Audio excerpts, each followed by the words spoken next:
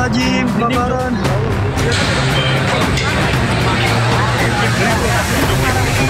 Di satu tahun berbeda titik dan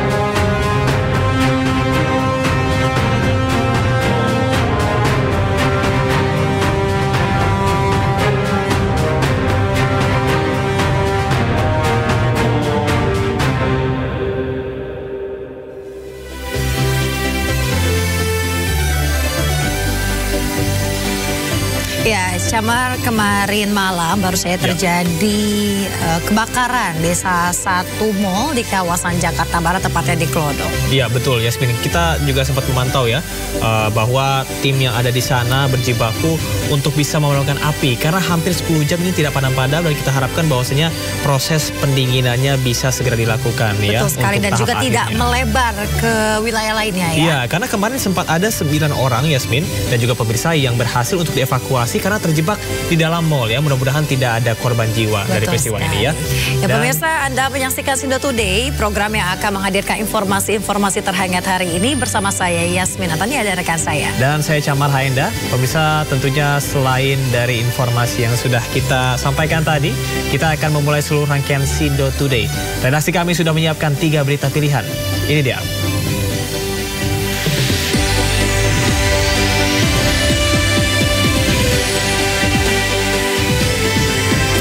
Polisi berhasil menangkap pelaku pembunuhan aktor laga Sandi Permana yang merupakan tetangga korban.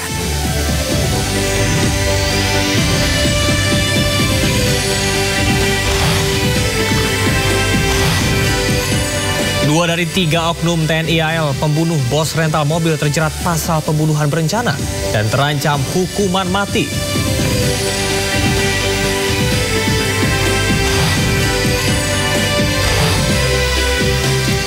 Presiden Korea Selatan Yoon Suk Yeol ditangkap aparat berwenang di tempat persembunyiannya buntut dari penerapan status darurat militer.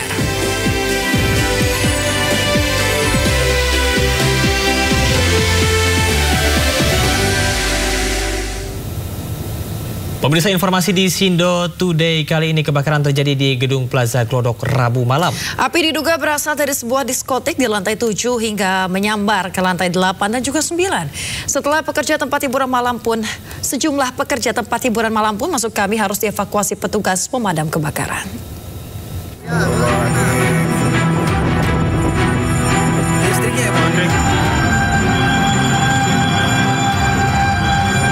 Kebakaran hebat melanda Gedung Plaza Glodok, Jakarta Barat pada Rabu malam.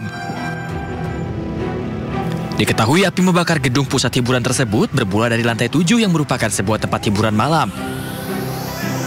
Beberapa waktu berselang, api merambat ke lantai lainnya. Pada kejadian ini, 9 orang sempat terjebak di dalam gedung. Asap yang mengebul pekat membuat korban terjebak dan tidak dapat menyelamatkan diri dari lokasi. Petugas pun menggunakan Bronto Skylift untuk menyelamatkan para korban dari lokasi. Diketahui tidak ada korban terluka, namun korban yang terjebak mengalami syok berat sehingga harus dilakukan perawatan di rumah sakit setempat. Itu nggak tahu. Makanya saya bisa turun begini, ada terima kasih deh. Itu apa dari lantai 9 langsung lari ke tertinggi itu rooftop lantai berapa itu? Tahu lantai berapa? 9 ke atas. Itu sama berapa orang Pak? Berapa orang? 9 orang Pak. 9 orang yang ikut Bapak. Itu lari ke atas semua. Pak mungkin bisa dijelasin Pak proses lari, terus api dari mana, terus Bapak bisa sampai bertahan di atas? Ya apinya nggak tahu, Pak. Apinya dari sebelah sono, udah di atas lagi. Pasrah aja deh. Oh, turun udah nggak bisa Pak berarti? Udah ada api di bawah ya Pak ya? Iya nggak bisa.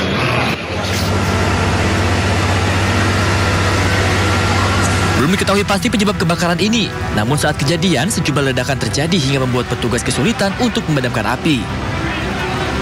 Bahkan satu unit mobil pemadam kebakaran juga terbakar akibat puing yang jatuh dari lantai yang terbakar.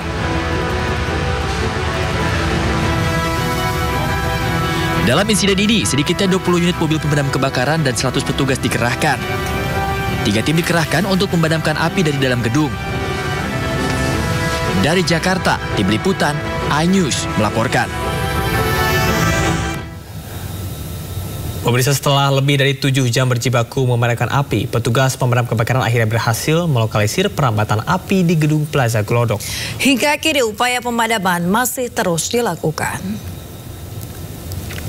Pemirsa, hingga pagi ini kepulan asap masih terlihat di area lantai 8 dan juga 9 gedung Plaza Glodok, Jakarta Barat. Petugas damkar masih bekerja untuk memadamkan api hingga benar-benar padam. Tingginya gedung memaksa petugas menerjunkan mobil high pressure pump untuk menjangkau area lantai 8 dan juga lantai 9 yang terbakar. Sebanyak 230 personil gabungan dikerahkan untuk memadamkan kebakaran di gedung Plaza Glodok ini.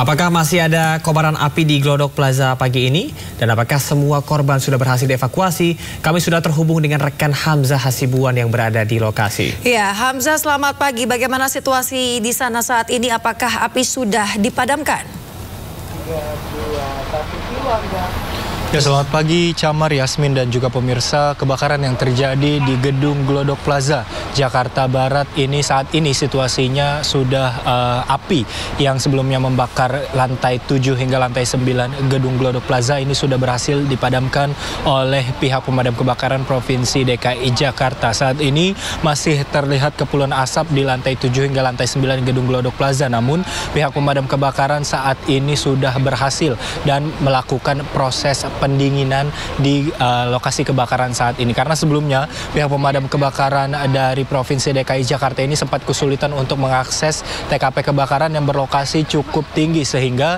pihak pemadam kebakaran ini memberlakukan 2 strategi, yaitu yang pertama strategi yang dilakukan dengan memadamkan api dari luar gedung yang dibantu dengan alat-alat seperti high water pressure pump, kemudian juga bronco skylight yang digunakan untuk memadamkan api yang berlokasi di lantai 7 hingga lantai 9. Kemudian strategi kedua yaitu proses pendinginan yang dilakukan dengan langsung menerjunkan personel pemadam kebakaran untuk dapat langsung masuk ke TKP kebakaran dan juga melakukan proses pendinginan dengan mematikan ataupun memadamkan titik-titik api yang berpotensi untuk kembali menyala dan membakar gedung di lantai 7 hingga lantai 9. Sebelumnya diinformasikan terdapat 9 korban yang sempat terjebak di lokasi kebakaran, yaitu di lantai 7 hingga lantai 9 gedung Glodok Plaza yang merupakan pekerja yang sedang bekerja shift malam. Namun pemadam kebakaran dibantu dengan PMI juga sudah berhasil mengevakuasi 9 korban yang merupakan pekerja ini untuk dapat turun dan kembali dipulangkan ke rumahnya masing-masing. Saat ini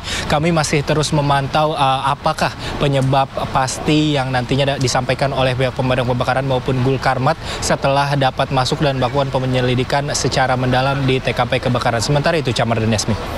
Baik. Hamzah, apakah penggunaan water pressure pump ini cukup efektif untuk bisa melakukan pemadaman api?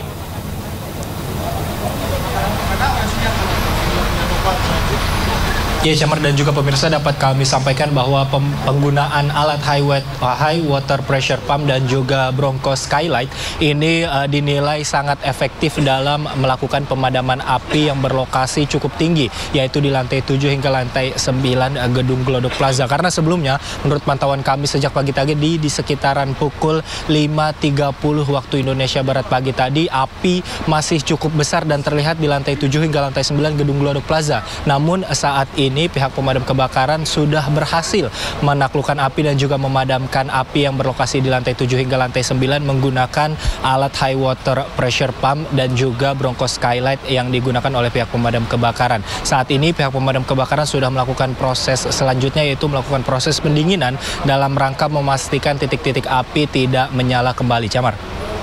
Baik, terima kasih rekan Hamzah melaporkan langsung dari Glodok, Jakarta Barat. Selamat bertugas kembali. Ya, pemirsa, kita akan ke informasi selanjutnya dan berikut liputannya untuk Anda.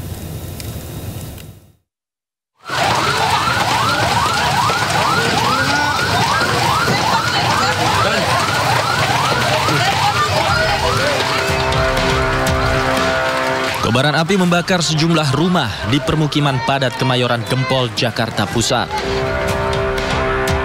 Dengan peralatan seadanya, warga berupaya melakukan pemadaman, berharap api tidak menyambar ke bangunan rumah lainnya.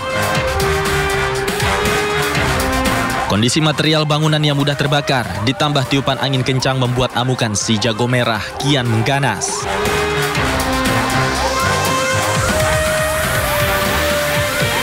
Dalam sekejap, api telah menyambar dan menghanguskan belasan bangunan rumah semi permanen. Diduga api pertama kali muncul dari atap salah satu rumah semi permanen.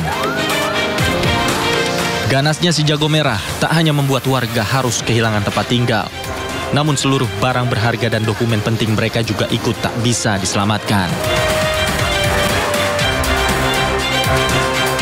Tiba-tiba nyala aja gitu, makanya aku taunya asap. Tetangga bilang itu ada asap gitu. Dari mana, Bu? Hah? Dari belakang rumah atau samping rumah? Ya, ada yang dari samping. Dari samping rumah? Iya, nggak tahu dari apa, aku nggak tahu. Aku juga kaget. Soalnya barang-barang saya nggak ke bawah, Pak. Nggak ke bawah satu? Ibu. Ya, maksudnya jangan surat anak sekolah, karena kan nggak tahu kalau mau begini ya. 10 unit mobil pemadam kebakaran diterjunkan ke lokasi untuk memadamkan api. Belasan rumah warga hangus akibat kebakaran ini, sementara kerugian ditaksir mencapai ratusan juta rupiah. Dari Jakarta, Rani Sanjaya, iNews melaporkan.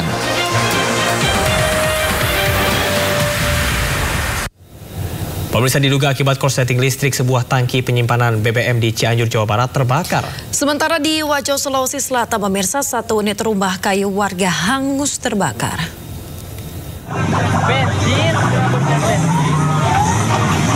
Nampak dari video amatir, kobaran api membakar sejumlah tangki penyimpanan bahan bakar minyak jenis solar di sebuah SPBU di Kampung Sukalaksana, Cianjur, Jawa Barat pada Rabu sore.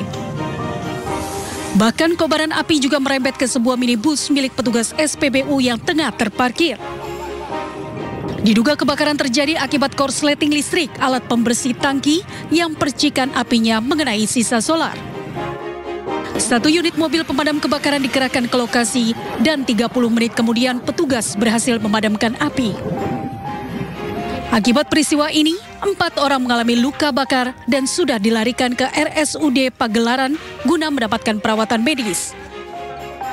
Kini petugas kepolisian tengah melakukan penyelidikan untuk mengetahui penyebab pasti kebakaran.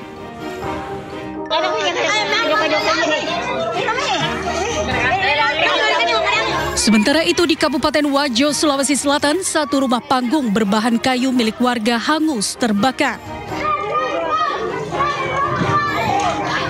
Diduga kebakaran terjadi akibat percikan api dari kayu bakar di dapur warga terbawa angin.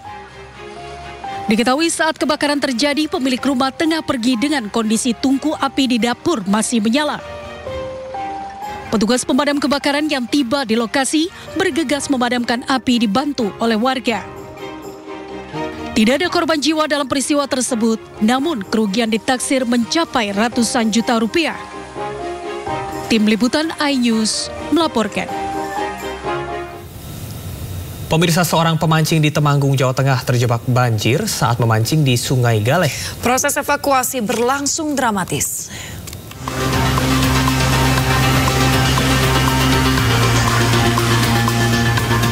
Ahmad Dawam, pemancing warga desa Dalangan Kertek, Wonosobo ini panik saat terjebak banjir di Sungai Galeh, Parakan, Temanggung.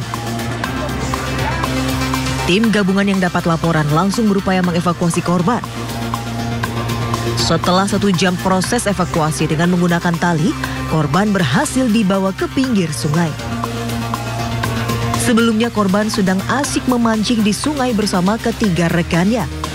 Tiba-tiba sungai meluap, ia pun terlambat menyelamatkan diri. Pas mau tiba-tiba sudah banjir gitu, tiba-tiba sudah banjir, sudah deras banget. Saya kalau mau balik ke atas nggak mungkin, karena pasti otomatis kena air banjir. Saya inisiatif cari tempat yang agak tinggi. Pihak BPBD mengimbau para pemancing untuk sementara tidak memancing di sungai, mengingat kondisi cuaca saat ini cukup ekstrim dan curah hujan tinggi. Dari Temanggung, Jawa Tengah, Didik Dono Hartono, iNews melaporkan. Pemirsa, ribuan guru honorer di Kabupaten Indramayu, Jawa Barat menggelar aksi unjuk rasa di kantor Dinas Pendidikan dan kantor DPRD Indramayu. Mereka menuntut bisa masuk formasi pegawai pemerintah dengan perjanjian kerja.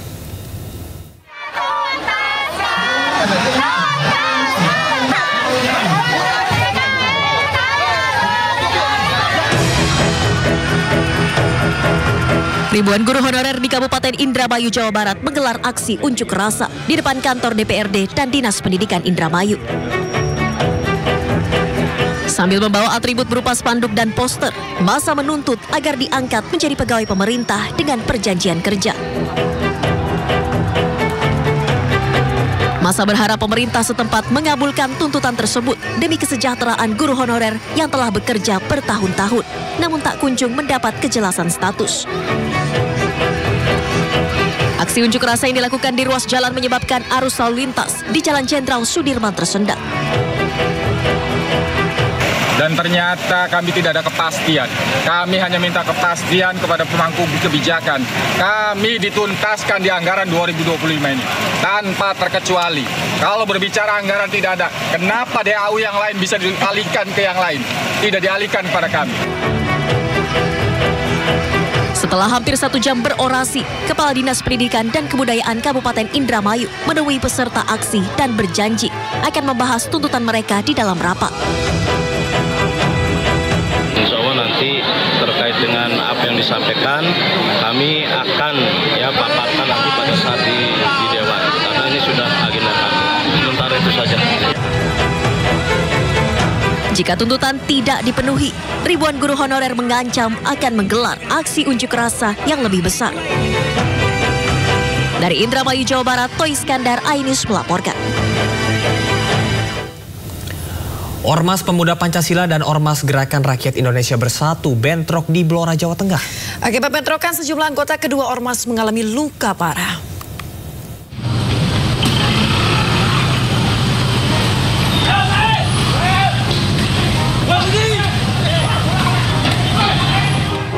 Bentrok antara ormas terjadi di Blora, Jawa Tengah, antara Ormas Pemuda Pancasila dengan Ormas Gerakan Rakyat Indonesia Bersatu atau GRIP. Selain itu, sejumlah kendaraan baik roda 4 dan roda 2 milik Ormas Pemuda Pancasila hancur dirusak massa. Bentrok kedua ormas ini diduga dipicu aksi Ormas Pemuda Pancasila yang menggeruduk markas Ormas GRIP. Sindan ini dari gunduran untuk anggota GRIP diserang sama anggota PP. Akibat aksi tersebut, anggota kedua kubu memanas hingga mengakibatkan bentrokan di sejumlah lokasi. Bentrokan juga membuat sejumlah anggota kedua ormas mengalami luka parah hingga harus dilarikan ke rumah sakit. Pasukan TNI dari Batalion 410 Alugoro dan polisi menghalau Pemuda Pancasila serta menangkap oknum yang mengejar GRIP. Peristiwa tersebut sempat membuat macet arus lalu lintas di jalan tersebut. Akibat kericuhan, aparat TNI Polri yang mengamankan situasi yang akhirnya pasukan Orange tersebut bubar. Dari Blora, Jawa Tengah, Heri Purnomo, iNews melaporkan. Pemirsa, puluhan pasukan Ormas Pemuda Pancasila di Blora, Jawa Tengah mendatangi markas Ormas GRIP. Ormas Pemuda Pancasila ini tidak ingin ada Ormas GRIP yang dipimpin Hercules di Blora. Tidak hanya di Blora, pemirsa, bentrok kedua Ormas juga terjadi di Bandung, Jawa Barat.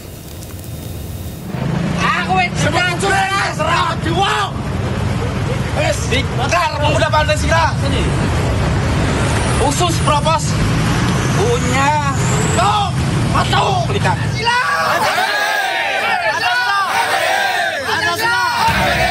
Puluhan pasukan Ormas Pemuda Pancasila di Blora, Jawa Tengah mendatangi markas Ormas GRIP di Desa Sendang Mulyo, Kecamatan Ngawen. Ketua DPC PP Blora Munaji menyampaikan tidak ingin ada Ormas GRIP di Blora karena tidak memiliki legalitas di Blora. Ia juga menganggap kehadiran GRIP di Blora tidak bersahabat dengan rakyat.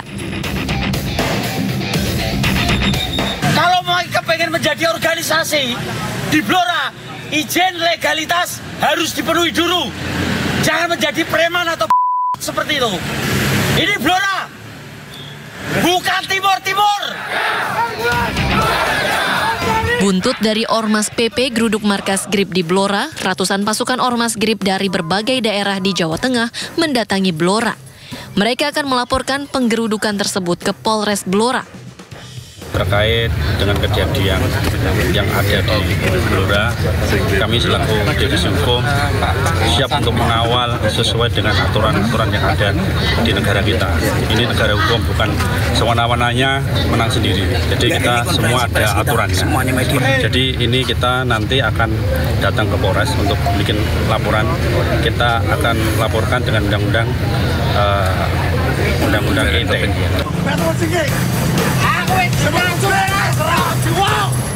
GRIP melaporkan oknum Ketua DPC PP Blora ke Polres Blora atas dugaan pelanggaran Undang-Undang ITE tentang pencemaran nama baik dan ujaran kebencian. Ormas bentukan Hercules ini tidak terima dengan ucapan Ketua DPC PP Blora yang telah menolak kehadiran GRIP di Blora. Dari Blora, Jawa Tengah, Heri Purnomo, iNews melaporkan.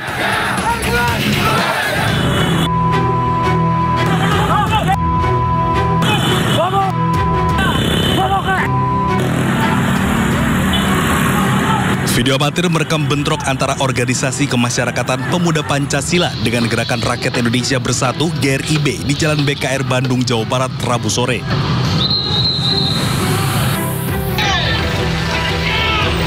Akibat bentrokan ini, sejumlah kendaraan roda 4 yang diparkir di depan markas PP Jabar hancur.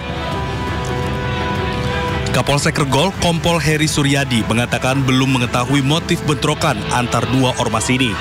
Kelompok ormas. Namun demikian, saat ini kita sudah terkendali kondusif, di mana kami Polsek Regol, berikut Koramil Regol Lengkong, mendapat PKO juga dari Polres Tabes, mengamankan situasi. Meski sudah berangsur normal, petugas tetap disiagakan di lokasi kejadian. Hal tersebut dilakukan untuk mengantisipasi bentrokan susulan.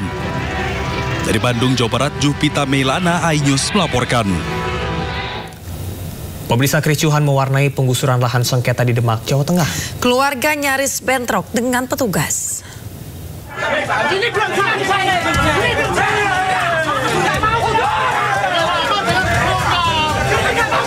Penggusuran lahan sengketa di Desa Rejosari, Demak, Jawa Tengah ini berlangsung ricuh.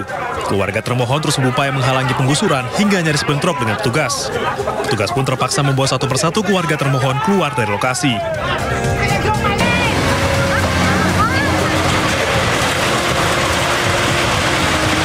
Satu jam berselang, penggusuran berhasil dilakukan. 3 rumah yang menempati lahan sengketa seluas 796 meter persegi dirobohkan.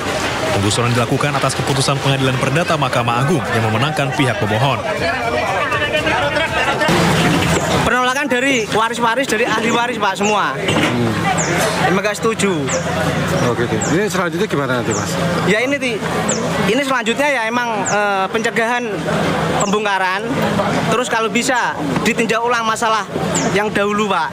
Jadi tahapannya sudah selesai semua. Tinggal eksekusi ini, Pak. Ya, jadi tahapannya sudah selesai semua. Akhirnya karena ini tidak mau keluar dari rumah, maka ya ini dilaksanakan eksekusi. Ini sebenarnya sudah diberitahu sebelumnya? Sudah, semuanya sudah selesai. Pihak pemohon menyebut lahan yang disengketakan adalah tanah warisan dari kakeknya. Namun pihak termohon menyatakan upaya sertifikasi lahan tidak menyertakan tanda tangan anak dari kakek pemohon yang masih hidup. Dari Demak, Jawa Tengah, Sukma Wijaya, iNews melaporkan. Pemirsa, seorang mantan anggota TNI menembak anggota TNI aktif hingga luka di bagian perut di Belitung, Bangka Belitung. Aparat gabungan yang mengepung rumah pelaku gagal melakukan penangkapan. Kondisi mencekam, puluhan aparat gabungan mengepung rumah persembunyian desertir Sertu Hendri di Kelurahan Parit, Tanjung Pandan, Kabupaten Belitung. Sertu Hendri yang sudah dipecat dari TNI menembak seorang anggota TNI, Serma Randi, yang berdinas di Subdenpom Persiapan Belitung, kini dirawat intensif. Pelaku merupakan DPO Subdenpom Persiapan Belitung. Sebelum penyergapan, Dandim 0414 Belitung sempat mediasi dengan pelaku, namun pelaku kabur. Kalau dipecat jangan takut, saya tidak akan nyakitin Ayu. Biar gimanapun, biar gimanapun keluarga Heli diamong inilah. Seandainya Heli mati, tolong diurus ya yuk jenazah Heli, karena Heli tidak punya keluarga. Tim gabungan terus melakukan penjagaan ketat di lokasi sementara warga berkumpul di sekitar lokasi. Dari Bangka Belitung, Kepulauan Riau, Haryanto, iNews melaporkan. Pemirsa, Pusat Polisi Militer TNI Angkatan Laut telah menyelesaikan proses penyidikan kasus pembunuhan bos rental mobil di res area kilometer 45 Tol Tangerang Merak yang menjerat 3 prajurit TNI AL. 2 dari 3 oknum TNI yang menjadi pelaku dijerat pasal pembunuhan berencana dan terancam hukuman mati. Pemirsa, Puspomal menyatakan berkas perkara 3 prajurit TNI AL yang terlibat kasus pembunuhan bos rental mobil akan dilimpahkan ke Auditor Militer 207 Jakarta kemarin untuk segera disidangkan. Selama proses penyidikan, pemirsa, Puspomal telah memeriksa 18 saksi yang mengetahui peristiwa penembakan serta 3 orang tersangka. 3 prajurit TNI Angkatan Laut yang menjadi tersangka yakni Sertu AA, Sertu RH, dan Klasik Kepala BA yang akan dijerat pasal berlapis tentang pembunuhan berencana. Belum Pak, belum. Dari hasil beberapa penyidikan tersebut bahwa benar, sekali lagi saya katakan bahwa benar penembakan yang dilakukan di kilometer 50 itu adalah dilakukan oleh oknum anggota TNI Angkatan Laut. Tentunya kita Puspomal untuk memperkuat hal tersebut telah melakukan proses penyidikan dengan meminta keterangan para saksi. Kita sudah memeriksa 18 orang saksi yang kebetulan mengetahui terjadinya peristiwa tersebut. Dan untuk melengkapi syarat formil, walaupun kita sudah memeriksa baik saksi dan tersangka, kita perlu juga melengkapi sebagai syarat formil.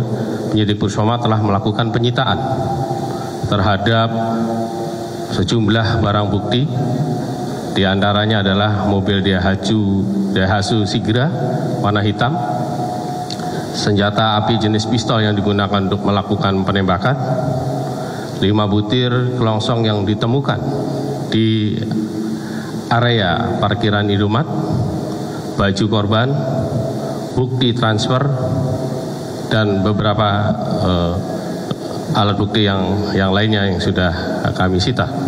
Maka para tersangka ini cukup bukti, sekali lagi saya katakan, cukup bukti melakukan tindak pidana pembunuhan sebagaimana yang diatur pada pasal 340 KUHP Junto 55 ayat 1, pasal 338 KUHP Junto pasal 55 ayat 1, kemudian pasal 480 KUHP Junto 551 KUHP. Pemirsa, polisi berhasil menangkap pelaku pembunuhan aktor laga Sandi Permana. Ya, pelaku ternyata merupakan tetangga korban.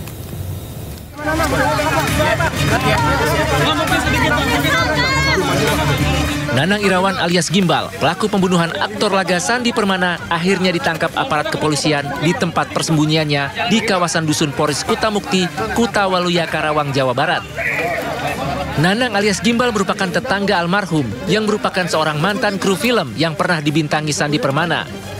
Diduga Nanang alias Gimbal tersinggung dengan perkataan korban, di mana saat itu Nanang alias Gimbal sedang menebang pohon di depan rumahnya. Ketika itu, korban yang tengah mengendarai sepeda listrik tiba-tiba dihampiri pelaku yang membawa senjata tajam. Pelaku kemudian menghujani korban dengan beberapa kali tikaman hingga korban tersungkur dan meninggal dunia. Di mata tetangga, Nanang alias Gimbal merupakan sosok yang tertutup dan tidak bergaul dengan warga sekitar. Ada dua hal yang dilakukan Nanang alias Gimbal demi lolos dari kejaran polisi. Hal ini bahkan digunakan untuk mengelabui polisi sehingga ia bisa lolos dari hukuman bui. Cara pertama yang dilakukan Nanang ialah dengan mencukur rambutnya sendiri berbekal gunting yang dipinjamnya dari sebuah warung. Penampilan Gimbalnya pun kini berubah drastis. Yang kedua, usai membunuh Sandi Permana, Nanang lebih dulu menghilangkan barang bukti sebuah pisau yang digunakan untuk menghabisi nyawa Sandi Permana di selokan yang letaknya tak jauh dari tempat kejadian perkara. Pasca dilakukannya penangkapan, pelaku pembunuhan terhadap aktor Sandi Permana tiba di Polda Metro Jaya. Setibanya di kantor polisi, pelaku dikawal ketat penyidik Resmo Polda Metro Jaya bersama Satreskrim Polres Metro Kabupaten Bekasi. Ini Rabu tanggal 15 Januari, pelaku saudara NI berhasil diamankan sekitar pukul 10.45 WIB di Dusun Poris, RT 04, RW 09, Desa Kutamukti, Kecamatan Kutawaluya, Karawang, Jawa Barat. Sebelumnya diketahui, Sandi Permana ditemukan tewas bersimbah darah di dekat rumahnya di perumahan Cibarusah Jaya, Kabupaten Bekasi. Sandi merupakan aktor yang berperan pada sinetron Mak Lampir. Kepergian Sandi Permana meninggalkan kesedihan mendalam bagi istri dan 3 anaknya yang masih kecil. Sementara jenazah Sandi telah dimakamkan pihak keluarga di tempat pemakaman umum dekat rumahnya di area perumahan TNI Polri Cibarusah, Bekasi, Jawa Barat. Pemirsa, warga bersama aparat kepolisian mendatangi sebuah pondok pesantren di kawasan Pondok Kelapa Duren Sawit, Jakarta. Pemilik pesantren diduga telah mencabuli sejumlah santrinya.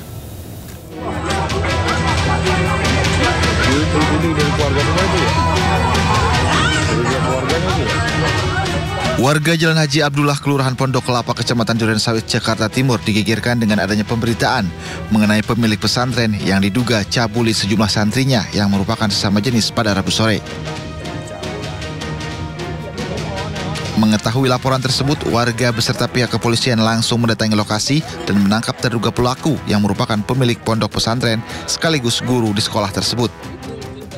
Tak hanya itu, sejumlah santri yang diduga menjadi korban juga turut ditangkap oleh polisi dan dibawa ke Mapolres Metro Jakarta Timur untuk dilakukan penyelidikan lebih lanjut.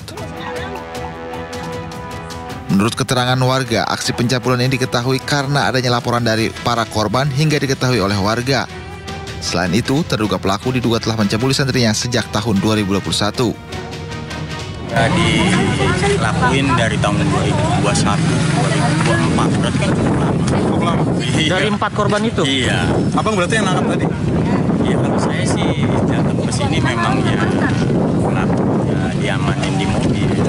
Jadi para pelaku ini mayoritas dari warga Bekasi, dari utara, ada dari apa namanya Kranji. Ketahuan itu nggak ada, murid-muridnya nggak ada atau gimana? Iya, mungkin salah satu muridnya ada yang ngadu, tiba-tiba ya ketahuan udah rame. Untuk kepentingan lebih lanjut, terduga pelaku dan sejumlah korban dibawa ke Mapolres Metro Jakarta Timur. Dari Jakarta, Rizky Falufi, iNews melaporkan. Pemirsa, usai pagar laut di Tangerang, Kementerian Kelautan dan Perikanan menyegel pagar laut di Laut Bekasi, Jawa Barat. Informasi lengkapnya sesaat lagi, tetaplah bersama kami di Sindo Today.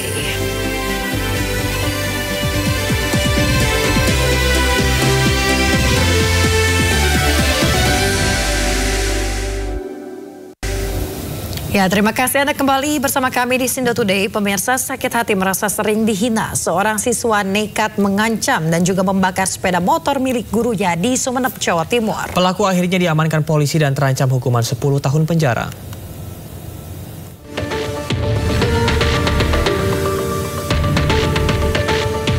Akyu, pemuda 19 tahun ini tak berkutik saat diringkus polisi di desa Pajenangger, Kecamatan Arjasa, Sumeneb, Jawa Timur.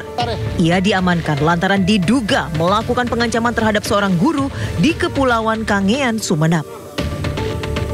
Pelaku mengancam korban dengan senjata tajam, bahkan nekat membakar sepeda motor korban. Video sebuah sepeda motor yang terbakar di pinggir jalan ini pun viral di media sosial. Hasil pemeriksaan, pelaku mengaku kesal dan sakit hati lantaran korban disebut-sebut kerap membicarakan hal negatif tentangnya di hadapan para siswa saat pelaksanaan upacara bendera. Inisial AHI melakukan penghadangan dengan menggunakan sajam untuk menakut-nakuti korban. Namun beberapa saat kemudian pelaku melakukan pengrusakan terhadap kendaraan yang digunakan oleh pelapor. Kini pelaku telah ditahan dan terancam pasal tentang kepemilikan senjata tajam tanpa izin dan perbuatan tidak menyenangkan dengan ancaman hukuman 10 tahun penjara. Dari Sumeneb, Jawa Timur, Faris Purnama, iNews melaporkan. Ya, pemirsa, sebuah pohon kedongdong setinggi 15 meter tumbang menimpa kabel instalasi PLN, telepon serta pos keamanan di kawasan Duri Kosambi, Cengkareng, Jakarta Barat. Selain usai diterpa angin kencang dan hujan, tumbangnya pohon tersebut juga disebabkan kerapuhan pohon yang telah termakan usia.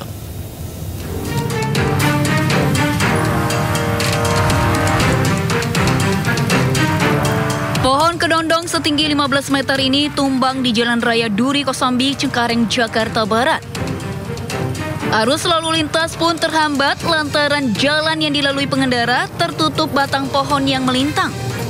Bahkan pengendara motor memperlambat laju kendaraannya dan menunduk saat melintas. Sementara kendaraan mobil dan angkutan umum terpaksa putar balik mencari alternatif jalan lain. Selain menutup ruas jalan, pohon tumbang menimpa kabel instalasi PLN, jaringan telepon, serta pos keamanan warga. Selain akibat diterpa angin kencang dan hujan, pohon tumbang disebabkan kondisi akar batang pohon yang sudah lapuk termakan usia. Pak, ada korban, Pak? Nggak ada. Paling juga yang sifatnya material ya, korban material ya. Apa yang tertimpa, Pak? Ya ini kabel jaringan instalasi PLN, ya, WiFi, ya, pos. Guna mengurai kepadatan lalu lintas, warga dibantu petugas PPSU melakukan pemangkasan batang pohon untuk dievakuasi. Dari Jakarta, Miftahul Gani melaporkan.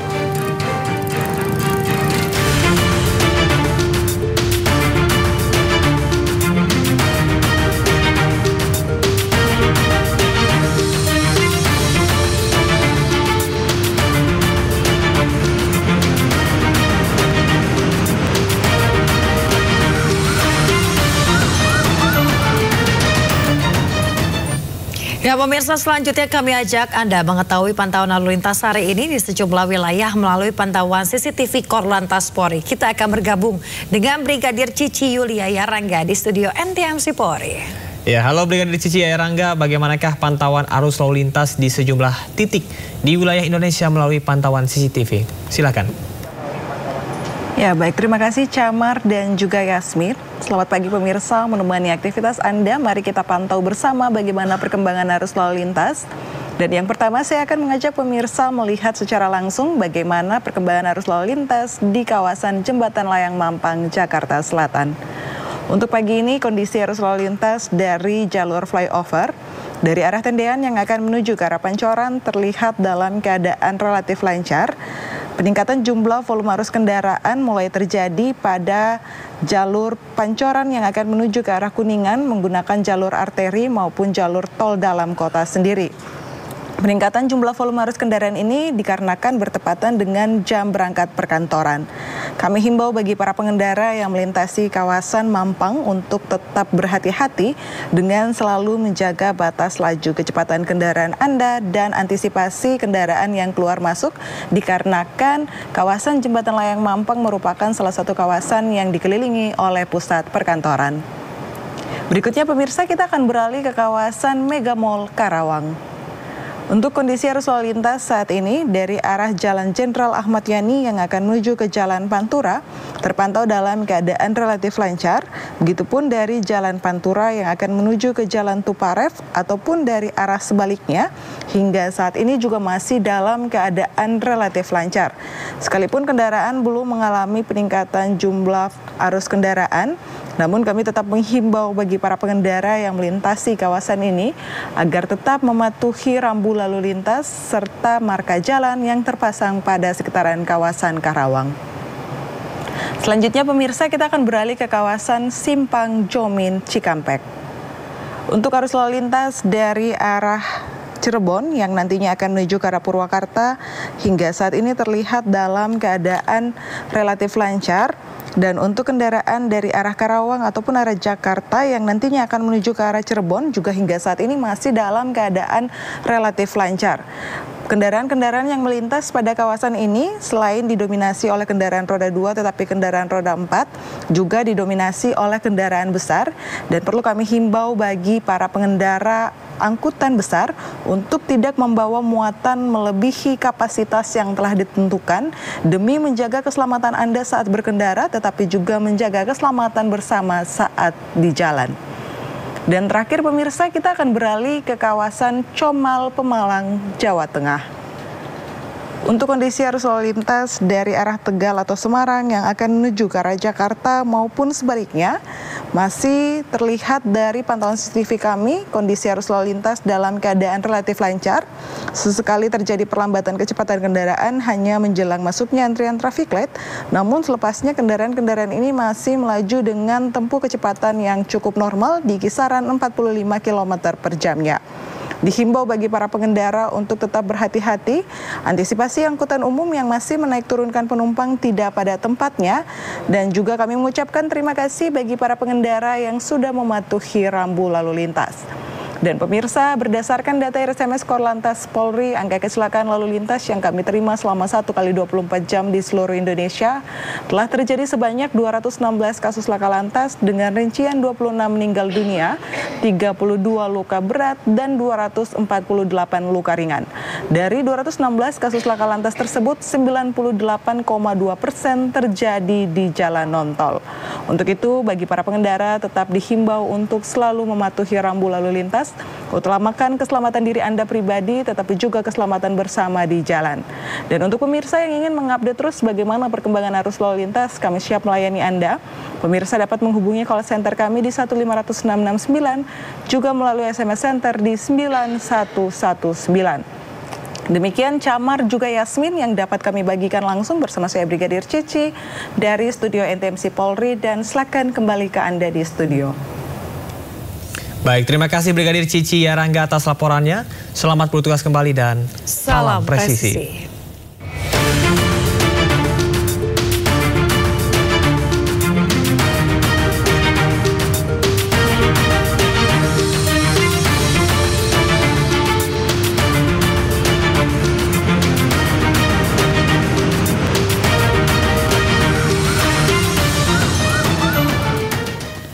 Ya, pemirsa, Komisi Pemberantasan Korupsi memeriksa mantan Ketua Komisi Pemilihan Umum Arief Budiman terkait kasus dugaan suap Harun Masiku. Selain Arief Budiman, KPK juga memeriksa kader PDI Perjuangan Saiful Bahri.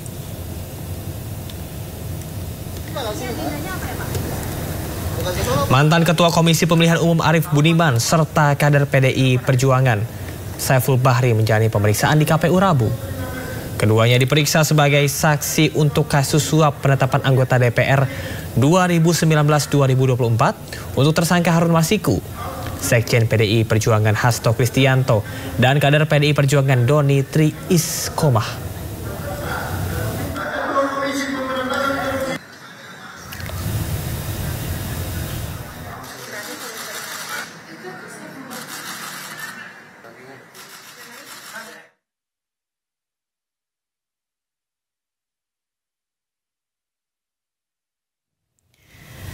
Pemirsa, jelang Kongres PDIP, wacana pertemuan Megawati Soekarno Putri dan Prabowo Subianto kembali mencuat. Ya, Sekjen Partai Gerindra Ahmad Muzani mengaku ditunjuk menjadi perantara pertemuan kedua tokoh tersebut.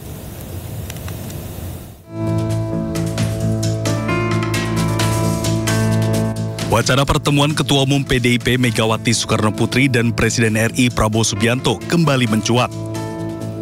Kedua pihak disebut telah menunjuk utusan untuk menjadi perantara pertemuan. Sekjen Partai Gerindra Ahmad Muzani mengaku menjadi utusan Prabowo Subianto. Ia pun menyebut pertemuan diharapkan bisa terjadi paling cepat bulan ini. Ya, ada pesan-pesan. Pesan seperti apa sih Pak Muzani? Pesannya untuk Bu Mega? Ya, Ibu Mega menyampaikan beberapa pesan. Saya berdoa mudah-mudahan bisa bulan ini makin cepat, makin bagus.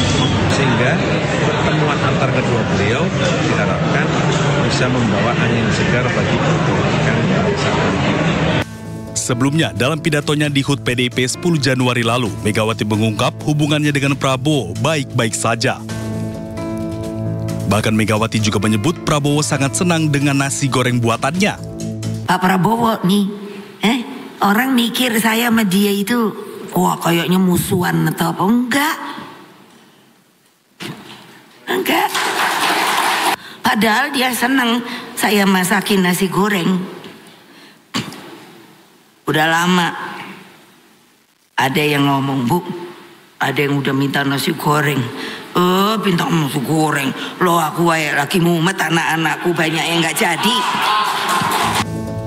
Wacana pertemuan Megawati Prabowo telah ramai dibahas sejak Oktober 2024 lalu.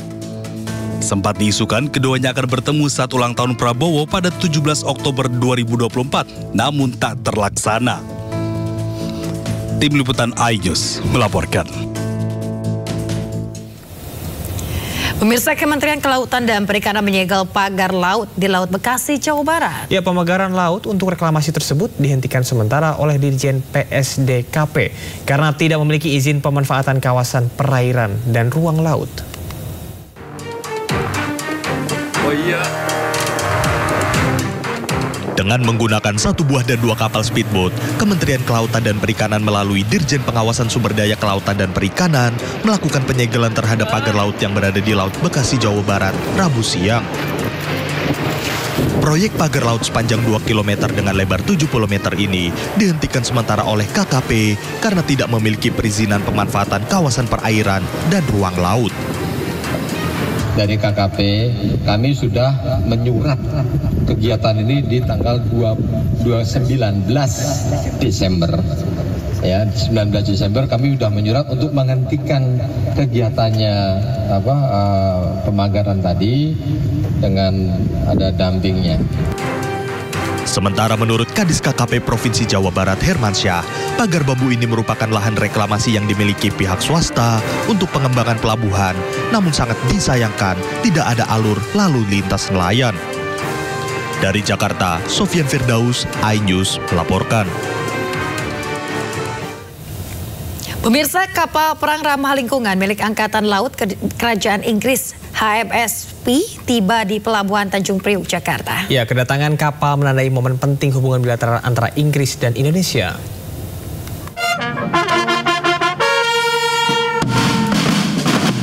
Kedatangan kapal Angkatan Laut Kerajaan Inggris di Pelabuhan Tanjung Priok, Jakarta disambut parade musik TNI Angkatan Laut.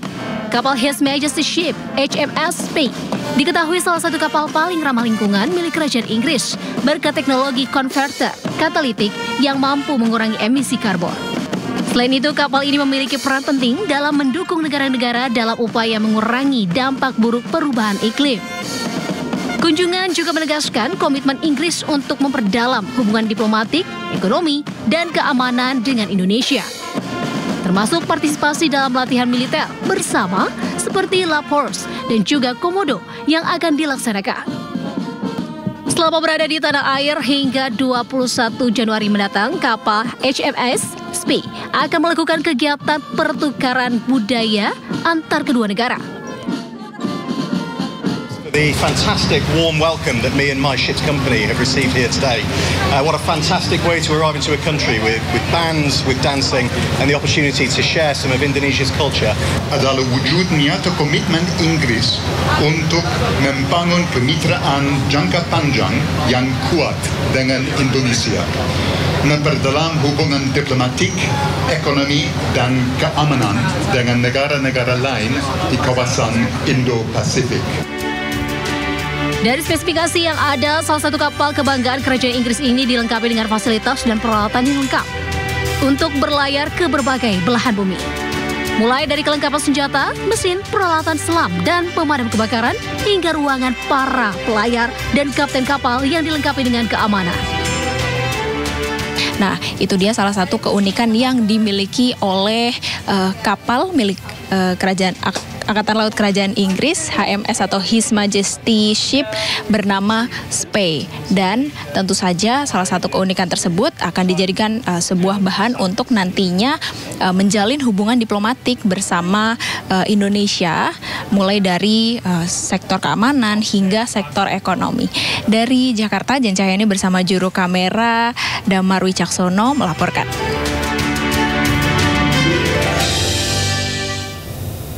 Usai menghadapi tuduhan memberontakkan dan penyalahgunaan kekuasaan, Presiden Korea Selatan resmi ditangkap. Ya, informasi dari mancanegara akan kami hadirkan untuk Anda. Tetaplah bersama kami di Sindo Today. Setelah penangkapan dirinya dari kediaman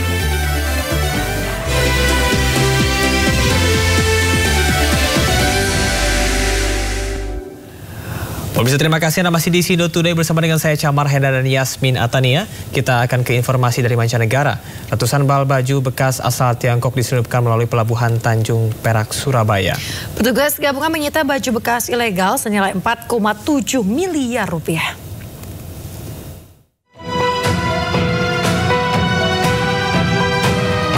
Sejumlah truk merekam kamera drone Bakamla saat mengangkut pakaian bekas yang diduga dari Cina ke sebuah gudang di kawasan Kalimas Tanjung Perak, Surabaya. Muatan ilegal ini telah diintai petugas dari perairan Kalimantan. Saat digerebek, petugas menemukan sebanyak 463 bal pres berisi pakaian bekas. Dari hasil penyelidikan petugas, baju bekas ini dijual seharga 6-10 juta rupiah per bal. Akibat penyelundupan ini, negara dirugikan hingga 4,7 miliar rupiah. Dan akhirnya menemukan 463 bapres dan di Kalimas ini dan 896 gulungan garmen atau tekstil yang berada di Margomulyo, Indonesia. Dampak lain dari penyelundupan pakaian bekas dapat menghancurkan industri tekstil dalam negeri. Hingga kini pihak Bakamla masih menyelidiki pemilik barang ilegal tersebut. Dari Surabaya, Jawa Timur, Nur Syafi'i, iNews melaporkan.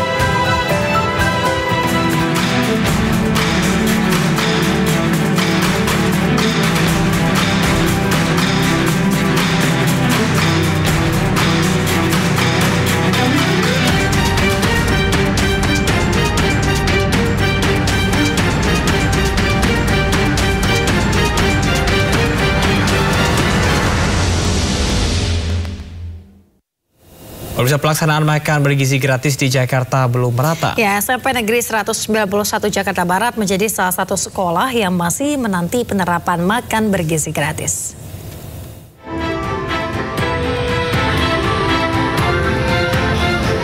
Program makan bergizi gratis sudah berjalan lebih dari sepekan, namun ternyata belum semua sekolah mendapatkannya.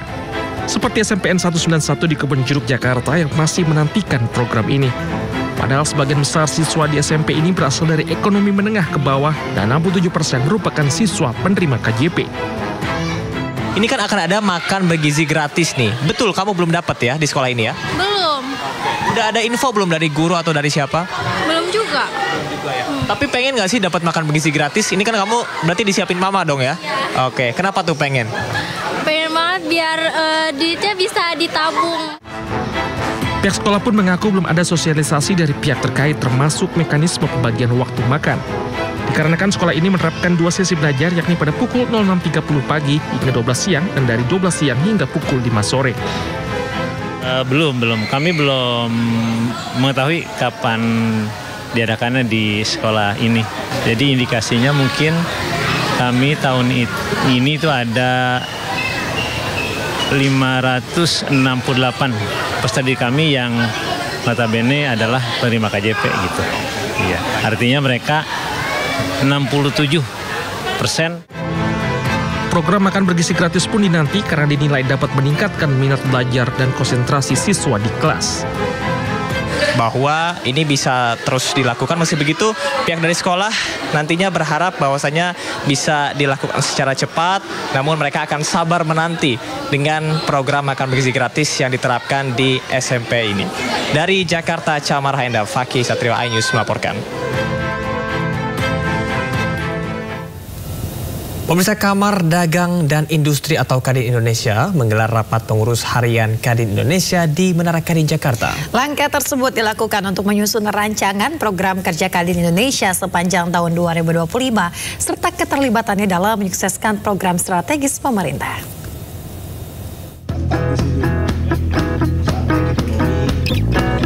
Ketua Umum Kadin Indonesia Anindya Bakri memimpin langsung rapat pengurus harian perdana tahun 2025 di Menara Kadin, Jakarta. Rapat yang turut dihadiri Waketum Bidang Komunikasi dan Digital, Clarissa Tanusudibyo ini membahas program kerja Kadin Indonesia sepanjang tahun 2025, serta keterlibatan dalam sejumlah program strategis pemerintah, mulai dari program makan bergizi gratis, program 3 juta rumah, hingga investasi dan perdagangan. Kadin bisa berpartisipasi terutama untuk teman-teman di daerah karena ini merupakan program besar yang harus disukseskan ya, dari dapurnya yang jumlahnya kalau tidak salah 11.000 sampai supply chain-nya, lalu pembiayaannya dan lain-lain. Lalu yang kedua juga tadi bicara cukup detail mengenai penyediaan 3 juta rumah murah per tahun, di mana 2 jutanya di pedesaan, 1 jutanya di perkotaan. Nah, ini teman-teman dari Kadin Provinsi bisa berpartisipasi. Sementara itu, Wakil Ketua Umum Bidang Organisasi Kadin Indonesia yang juga PLT Sekjen Partai Perindo, Andi Muhammad Yuslim Batawari, optimis partisipasi Kadin dapat membantu mensukseskan target pertumbuhan ekonomi mencapai 8%. Capaian 8% itu bukan pekerjaan mudah karena butuh sinergi dan pasti setiap tahun itu ada tahapan kenaikan. Dengan makan bergizi gratis ini, kita mau ada multiplier efek, melibatkan semua pengusaha UMKM, sehingga ada value di sini. Ini salah satu harapan kita. Kadin Indonesia bersama para pengusaha berkomitmen akan membantu mensukseskan program-program pemerintah, serta fokus untuk membantu peningkatan perekonomian nasional. Dari Jakarta, Ade Firmansyah, iNews melaporkan.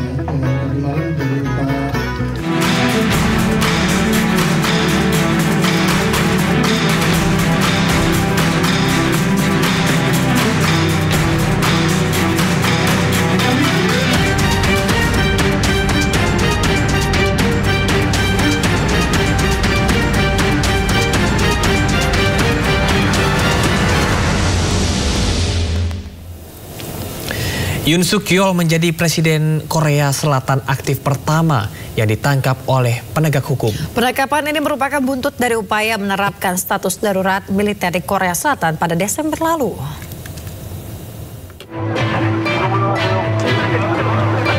Presiden Korea Selatan Yoon Suk Yeol tiba di kantor investigasi korupsi untuk pejabat tinggi di Seoul, Korea Selatan setelah penangkapan dirinya dari kediamannya.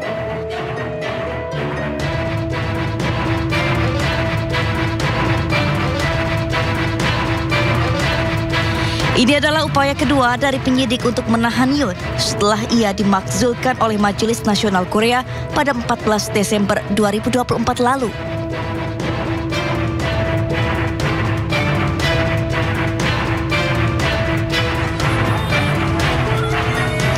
Yoon ditangkap untuk diinterogasi usai menghadapi tuduhan pemberontakan dan penyalahgunaan kekuasaan buntut penerapan darurat militer pada awal Desember 2024 lalu yang berlangsung hanya beberapa jam.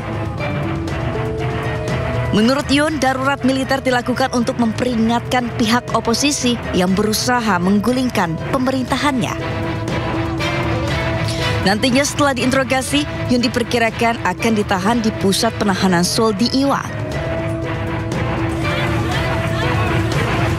Sementara itu usai penangkapan Yoon, ratusan pendukungnya berkumpul di luar kompleks pemerintahan di Gwacheon menolak Yoon ditahan. Para pendukung mengibarkan bendera nasional Korea, membawa spanduk dan meneriakkan slogan menuntut pembebasan Yoon. Menurut para pendukungnya, darurat militer yang dilakukan Yoon bertujuan untuk mengungkap kecurangan pemilu dan bukanlah sesuatu yang buruk.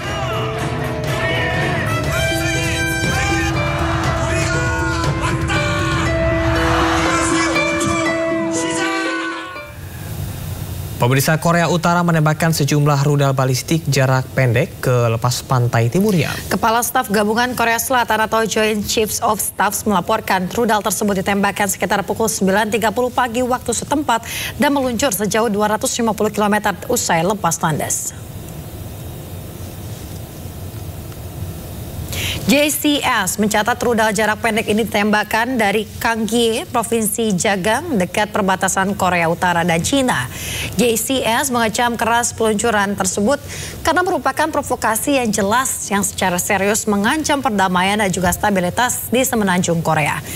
JCS menambahkan pihaknya akan merespon dengan luar biasa provokasi baru apapun yang dilakukan oleh Korea Utara. PLT Presiden Korea Selatan Choi Sang-mok telah mengecam peluncuran rudal Korea Utara ini. Choi menyatakan penembakan rudal melanggar resolusi Dewan Keamanan Perserikatan Bangsa-Bangsa dan Korea Selatan menanggapi dengan tegas provokasi yang dilakukan Korea Utara. Kantor Presiden Korea Selatan juga menyatakan Dewan Keamanan Nasional saat ini tengah menggelar pertemuan untuk meninjau situasi.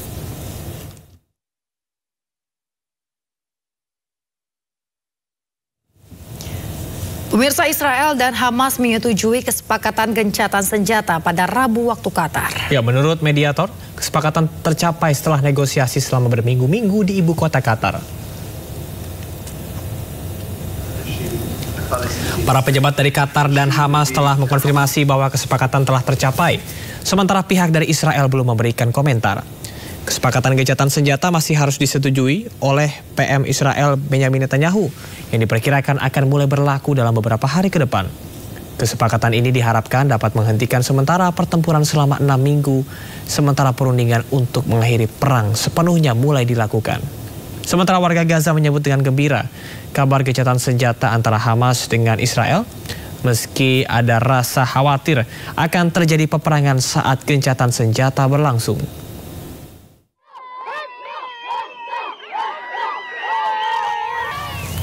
Pemirsa, warga Gaza yang berada di pengungsian aman Yordania menyambut kesepakatan gencatan senjata antara Hamas dengan Israel.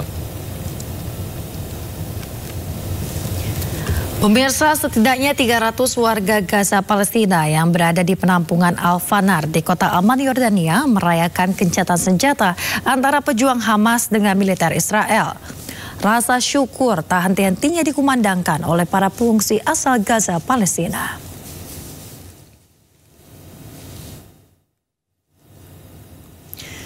Mereka berharap gencatan senjata dilakukan secara permanen.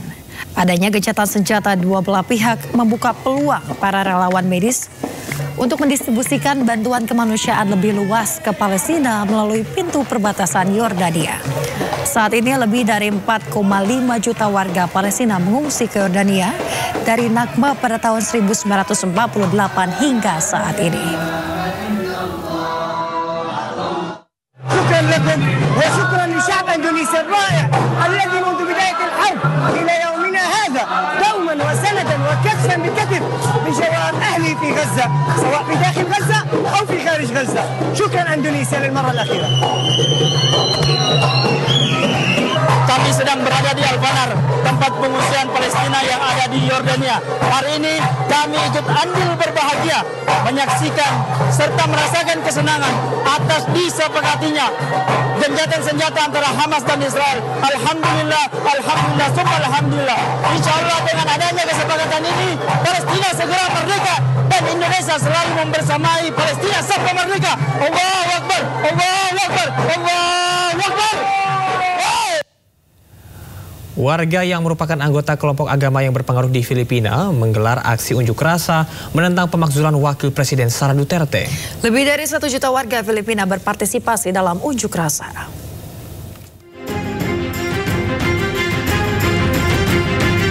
Lebih dari 1 juta orang berunjuk rasa di Querido Grandstand, Manila pada hari Senin. Massa menyuarakan penolakan atas pemakzulan Wakil Presiden Sara Duterte. Demonstrasi diselenggarakan oleh kelompok konservatif religius Iglesia Ni Cristo. Kompak mengenakan kemeja putih, anggota kelompok ini mengadakan unjuk rasa untuk perdamaian, mendukung sentimen Presiden Marcos untuk tidak melanjutkan persidangan pemakzulan Wapres Sara. Wakil Presiden Sara Duterte menghadapi 3 kasus pemakzulan. Ia dituduh menyalahgunakan dana publik jutaan dolar dan merencanakan pembunuhan Presiden Ferdinand Marcos, tuduhan yang telah dibantahnya. Amerika Serikat mengumumkan rencana pembatasan ekspor teknologi chip kecerdasan buatan artificial intelligence ke sekitar 120 negara. Ya, langkah tersebut bertujuan untuk menjegal China.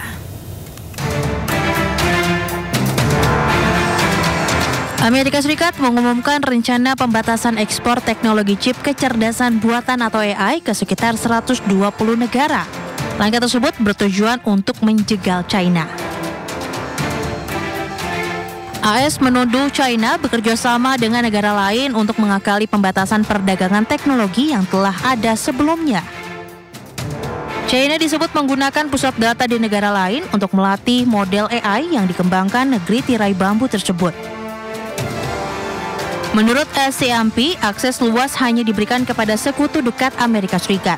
Negara yang bebas dari pembatasan antara lain Jepang, Korea Selatan, Inggris, Kanada, Australia, Jerman, Perancis, Belanda, Italia, dan Spanyol. Peraturan terbaru ini dikeluarkan sekitar sepekan sebelum masa jabatan Presiden Amerika Serikat Joe Biden berakhir. Biden telah berulang kali membatasi ekspor teknologi Amerika Serikat ke China. Sebelumnya, Amerika Serikat melarang ekspor teknologi dan mesin pembuat chip ke negeri tirai bambu tersebut.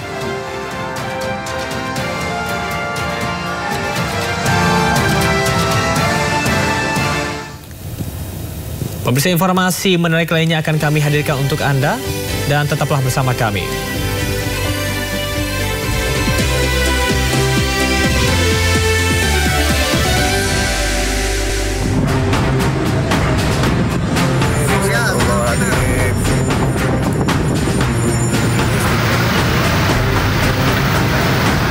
Astagfirullahaladzim, kebakaran.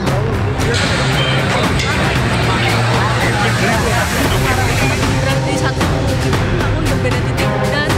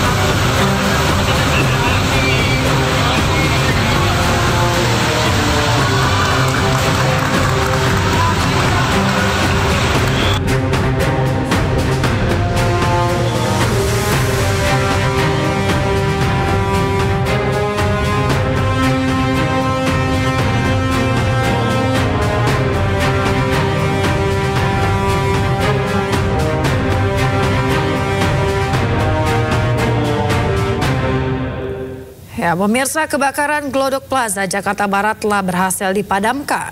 Ya, namun sejumlah titik api masih terdapat di dalam gedung. Pemirsa, sejumlah titik api di dalam gedung Glodok Plaza yang terbakar masih tersisa. Petugas damkar masuk ke dalam gedung untuk melokalisir titik api. Selain itu, upaya pendinginan juga masih dilakukan guna memastikan semua titik api berhasil dipadamkan. Sebanyak 230 personel gabungan dikerahkan untuk memadamkan kebakaran di gedung Plaza Glodok ini.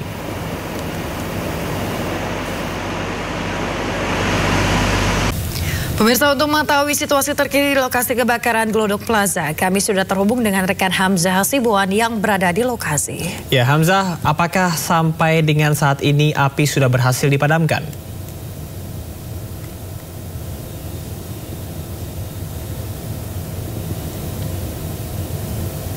Baik, kita akan kembali terhubung dengan rekan Hamzah.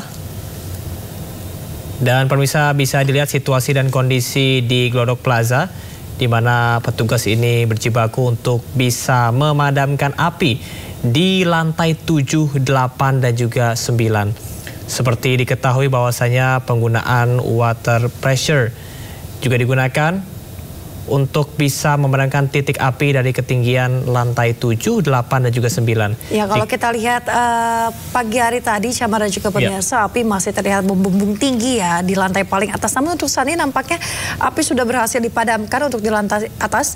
Dan dari pihak petugas pemadam kebakaran nampaknya sedang melakukan pendinginan, Jabar. Betul, pendinginan dilakukan untuk bisa memastikan tidak adanya percikan api ataupun juga api yang masih hidup begitu ya, dimatikan supaya tidak merembet dan juga terjadinya kebakaran kembali.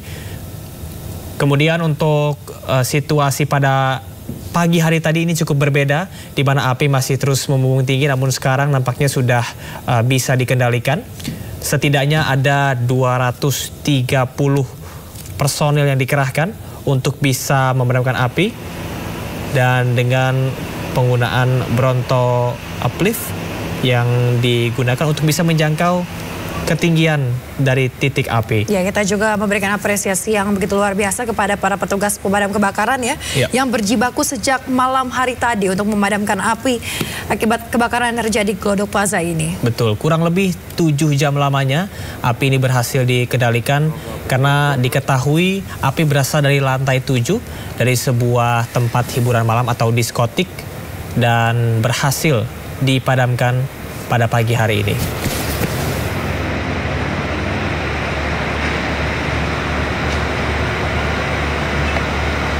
Ya, baik pemirsa, kita beralih ke informasi olahraga terlebih dahulu. Pelatih baru Timnas Indonesia Patrick Kluivert mengunjungi kantor FIFA Indonesia sebelum mudik ke Belanda. Ya, nantinya ia akan kembali ke Indonesia Februari mendatang dan menonton pertandingan Liga 1.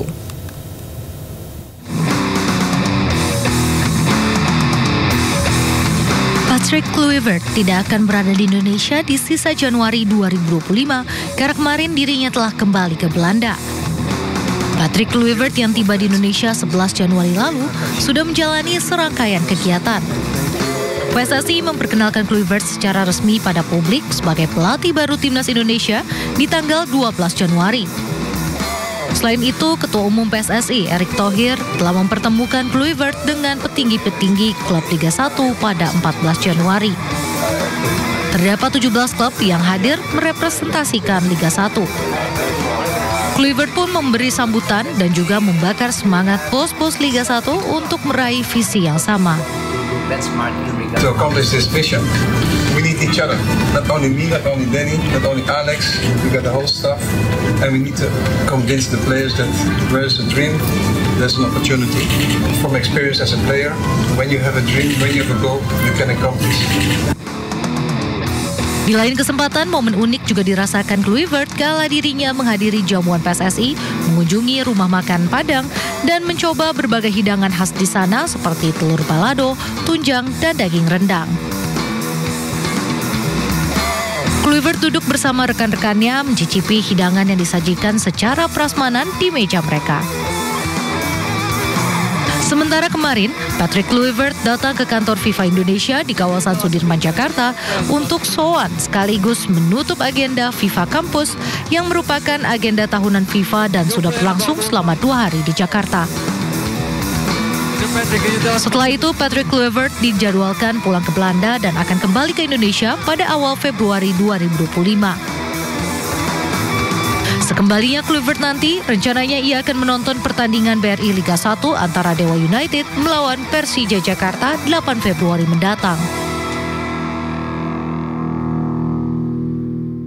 Kita ke informasi kuliner, Syamar dan juga pemirsa. Ini tauco, bumbu khas Cianjur, Jawa Barat, memberikan cita rasa lezat bagi masakan lokal. Ya, namun tak disangka tauco ini bisa diolah menjadi aneka kue dan bolu kering.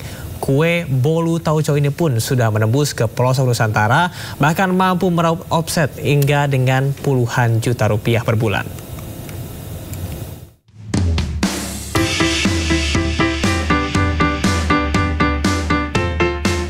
Selain dijuluki sebagai kota beras, Cianjur juga terkenal dengan produsen tauconya. Ya, tauco dijadikan sambal atau penyedap rasa makanan tradisional di Cianjur sejak dulu. Namun, kini tauco tak sekedar bumbu. Di tangan Yeti Herawati, tauco diolah menjadi kue atau bolu kering yang enak.